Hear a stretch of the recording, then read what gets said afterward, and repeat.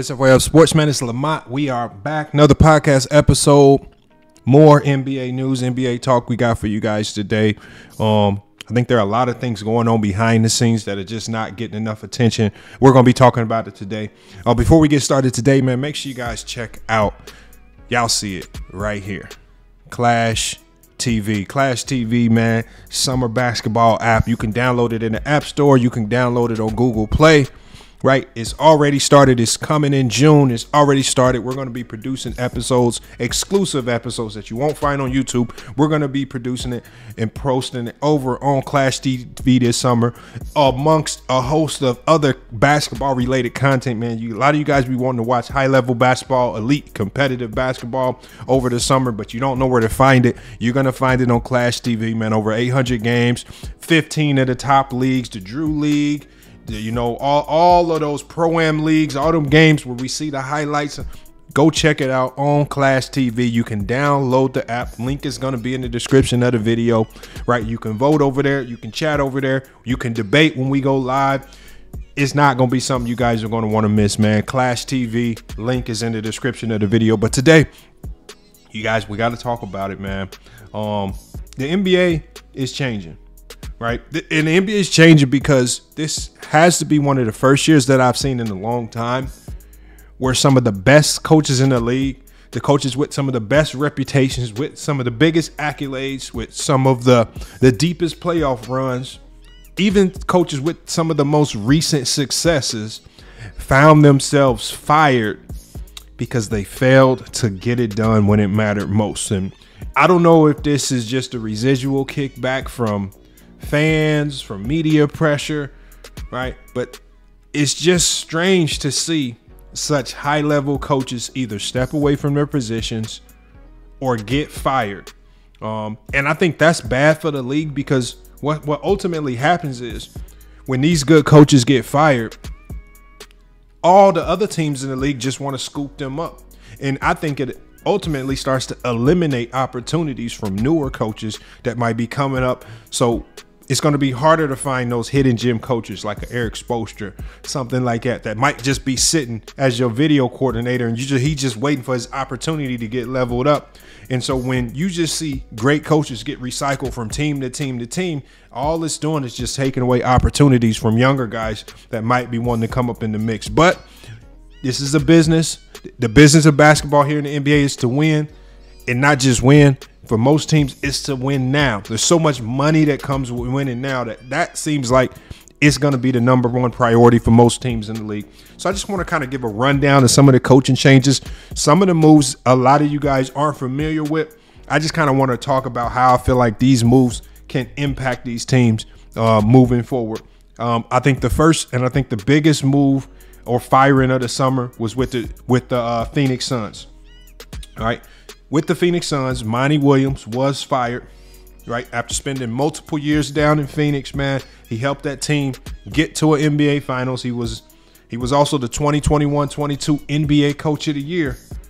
But last year, when the new owner came in and made that trade for Kevin Durant, right, everyone thought that this team was star-studded and loaded and ready to win an NBA championship in less than a half a season of basketball. And because they didn't get it done, obviously there were issues between Monty Williams and the owner, decisions that were being made that some guys in the front office and the coaching staff didn't ultimately agree with. There were also some issues between coaches and players. When you talk about Jay Crowder and the beef with Monty Williams, he didn't play a game this year. He demanded a trade. And when you talk about DeAndre Ayton, guys like that, and you know, this guy could potentially be an all-star in this league, but we haven't seen him shine to the level that we think he can play up to. And I feel like ownership chose to blame Monty Williams for that as opposed to trading Ayton. And that's what we see unfolding there. So Monty Williams is out in Phoenix. But like I spoke about before, when you fire a good coach, other teams are going to be itching to get your leftovers, man. And if you can bring in a guy that was recently a coach of the year, a guy that's known for being able to connect with young talent and get guys to mesh together and play above expectation. The Detroit Pistons saw that in Monty Williams. The Detroit Pistons hire Monty Williams as the Detroit Pistons head coach, Dwayne Casey, another great NBA coach, stepped down and he decided to take a front office role with the Pistons. Next up, we got the Houston Rockets. Out with the Houston Rockets is Stephen Silas. Stephen Silas, again, great offensive mind, right? We know he's a great offensive mind because we saw what he did in Dallas as an assistant. Ultimately, as a head coach in the league, I think as a head coach in the NBA, you have to be able to connect with your players to a certain degree. And, I think Jason Kidd's a master of that. I think Darvin Ham actually started to master that in LA, having to juggle and deal with a ton of egos over there in LA. So there's a lot of coaches that I feel are excellent at that.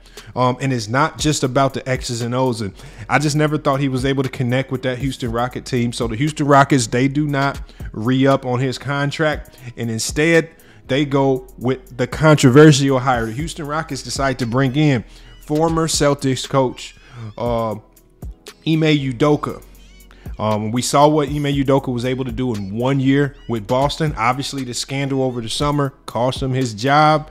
And some people are even saying that him getting hired with the Rockets is the NBA doing him a gift so that he doesn't file a lawsuit against the Boston Celtics for unjustly firing him over a situation that ultimately probably wasn't the NBA or even the Boston Celtics business. But it is what it is. He's landed a job in Houston. Is this the ideal job based on what we've seen him be able to do? Probably not. But you never know, man. He's a great coach. He's shown himself to get young guys to play together, right? He understands how these guys want to play. He understands how to get the most out of young players defensively, and I expect him to vastly improve this Rockets team. But I also expect to see some roster changes as well. There's a lot of guys on this team that just kind of don't fit the mental mode of what he likes to do. So I expect to see him make some moves, clean that roster up, and they could potentially be a lower seeded playoff team and surprise some people next year. Next, we got the Bucks. Again, when we talk about good coaches getting fired, coaches with a great track record, we're talking about Mike Budenholzer. This guy, his entire tenure in Milwaukee was just filled with hate from fans, irregardless of what he did, no matter how much development and promise Giannis showed, no matter how far this team was able to get, even with this team winning the NBA championship, even with him coaching up a Giannis and turning him into the MVP caliber player. Even though this Bucks team stayed at the top of the league in the standings, offensive rating, defensive ratings, Mike Budenholzer finds himself fired after 5 seasons on the job with the Bucks. And again, it's just another controversial hiring. It just tells you that the NBA is in a win now mode. You have to win now or you're up out of there. You have to win now or it seems like teams go into this panic mode thinking that their star players are going to want to leave and find new homes. So what are teams doing? They're getting way ahead of it. They're firing these coaches before that even happens. So now the Bucks have brought in a guy by the name of Adrian Griffin. Man, this guy, his name has been in the circuit for a while. Right, he's been one of the best assistant coaches in the NBA. He was an assistant for the Toronto Raptors. And now Adrian Griffin, a guy who was a pretty good NBA player, has his opportunity to take the helm in Milwaukee and lead this team. I'm curious to see how he handles this team going forward. What is his approach going to be with Giannis? What do they do with the Chris Middleton situation now that he's opted out? Chris Middleton opted out of $40 million. That's a lot of money, right? Did he opt out because of the coaching change, right? Does Chris Middleton come back, and how do they replace that void if he leaves? So Adrian Griffin, could potentially find himself in an extremely tough situation in his first year in Milwaukee, as all of the other teams in the East, at least the teams at the top, are seemingly improving their roster. We have the Sixers, Doc Rivers. Everybody knows Doc Rivers' history in the NBA. The most Game 7 losses from any coach. He struggled even with teams that have been projected to get to the NBA Finals and win it all, just like the Sixers team this year. He struggled again when it matters most. And so Rivers is fired. after 3 straight playoff exits. And they were all really controversial playoff exits because, again, this team, no matter who it was, whether it was with Ben Simmons and Embiid, whether it was with Harden and Embiid, they've always had a lot of talent going into the playoffs, but they never find a way to get it to come together. And Doc Rivers finds himself out of a job. Coming in to replace him, they bring in a guy by the name of Nick Nurse, former Raptors coach. We just talked about him being fired.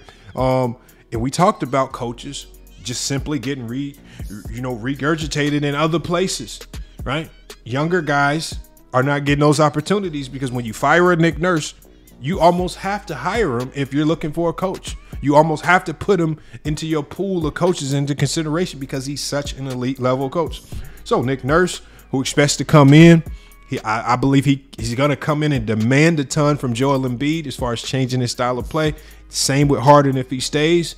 But Nick Nurse is now the new coach of the Philadelphia 76ers. I'm definitely looking forward to see how that unfolds. But similar to Doc Rivers, I feel like they're both hard-nosed coaches with very set philosophies. How does that play over with the stars that are there? I don't know. We'll just have to see when the season starts. Obviously, the Suns, we talked about Monty Williams getting fired.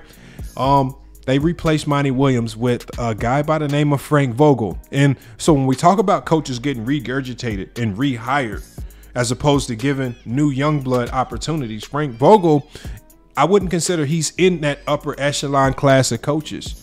I don't think he's in that upper echelon class of coaches that we would consider as elite, even though he did win that championship in 2020 with the Lakers. And once he was fired from the Lakers, I thought we would see him reemerge into the coaching ranks as an assistant somewhere. We see Frank Vogel reemerge as a head coach, the head coach of the Phoenix Suns. And maybe this is his opportunity to shake the stigma that he's just an average coach. With a great defensive mind, maybe he can showcase a little bit more and get this Phoenix Suns unit to play at an optimal level. They just traded for Bradley Beal. Obviously, that's going to solve a lot of issues with your offense. And with him being a defensive mind, maybe he can get this unit to buy in defensively and make the Phoenix Suns as formidable as they look on paper. And lastly, we got to talk about the Toronto Raptors. We talked about the Toronto Raptors with Nick Nurse. They parted ways with Nick Nurse after the Raptors play-in loss. And they actually go hire some new young blood. Darko Rajakovic. He's an assistant with the Grizzlies. And you have to look at the Grizzlies. We have to look at them over the last couple of years, how they blossom into a contender. And a lot of those things that you see have to stem from more than just the head coach. Even though they have a pretty good head coach over there, but when you see a team blossom and thrive like that over the period of 5 years and just get better and develop players, young players into budding superstars like a Ja Morant, you have to look to that assistant coach's staff and see, okay, what are those guys doing to help elevate this team? And they've done a good job in Memphis. I don't know much about him as a coach individually, but when I look to that Memphis team, you can give them credit for some of the successes that they've had over there. So they bring in a new guy in Toronto. Hopefully he can get this unit to play together. You know, a lot of people were predicting this Toronto team to kind of blow some things up and kind of start over from scratch. He's kind of put the halt on that, and he believes and he's convinced a lot of people in Toronto that they have an opportunity to win as is. I don't know if they bring back Fred VanVleet, who's a free agent. They're going to have to find a way to replace him there, but he is very confident in the roster that they have, even though they've had some struggles over the last few years. And I believe he thinks he can get this group as is into the playoffs next year as a contender. So you guys let me know what you think about these coaching changes. Again, it's just hard for me to accept coaches like Monty Williams and Nick Nurse and Mike Budenholzer getting fired, even to Doc Rivers, who is just a very underrated coach. It's just hard for me to just accept that these coaches are just getting fired,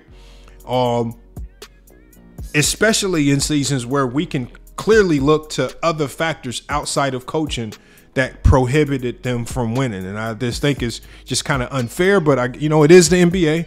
Nothing is meant to be fair. I mean, You have to take the blame whenever you lose, because when you win, irregardless of what's going on around you, you get all the credit. So you guys, let me know what you think about these coaching moves. Which team out there do you think makes the biggest turn? I think a team that can make potentially the biggest leap is the Detroit Pistons with Monty Williams there. Maybe the Houston Rockets if they can get that roster in order. Maybe get some vets added over there. But you guys just let me know what you think, man. But it's FYF Sports, man. But another great podcast episode. Make sure you guys check it out. Clash TV. We will be dropping exclusive episodes over there starting in June. So you want to get the app downloaded. Link is in the description. Download the Clash TV app. Start watching. Right, you'll get 1,000 free Clash coins so you can tune in to the hottest summer league events in the 15 of the top leagues out there. Make sure y'all download Clash TV. But it's FYF Sports, man. Another great podcast episode. We will be back with more sports and news. Until then, it's FYF Sports, and we out. Yeah. Smack. Yeah. Lola. Yeah. F your feelings. As far as sport podcasts out, we the realest. Hot takes, fact based. If we said it, then sign and seal it. Politically correct takes ain't what we give it. We do film study, we do live streams, we tough critics. We go against the grain. We in a different lane.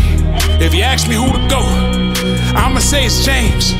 We do fan view reviews, headline news while giving game. We do play-by-plays on our channel if you can't catch the game. All of the good debates that could be had, we the start of it. Don't challenge the person here, challenge the arguments. We love good debates.